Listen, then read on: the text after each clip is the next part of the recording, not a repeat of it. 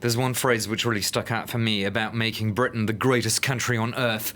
I don't know if you heard Sounds a bit like of... someone else I know. Yeah, exactly. So I wasn't the only one who heard the shade of somebody else in that sentence. In terms of the sort of reception he got, well, there were quite a few jeers, weren't there? Because the Speaker of the House of Commons actually had to stop the speech at one point to say, please, listen to the whole speech with courtesy. So he did get heckled a lot.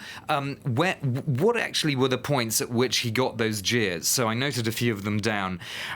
When he talked about, he said, there's evidence that alternative arrangements to the backstop are possible.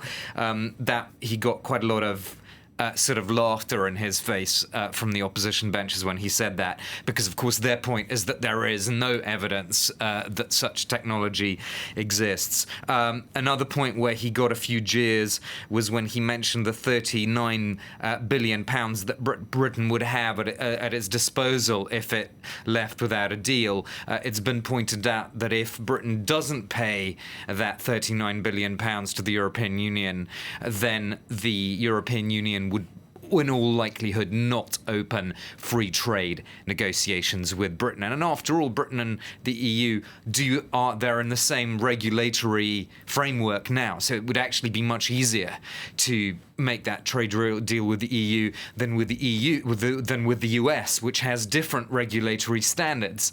So the Britain and the EU would be aligned, but how could they do a trade deal if there's this massive falling out over the money? So he got a bit of jeers about that, and well, generally, it was a pretty pugnacious speech, trying to portray the opposition as doubters and gloomsters.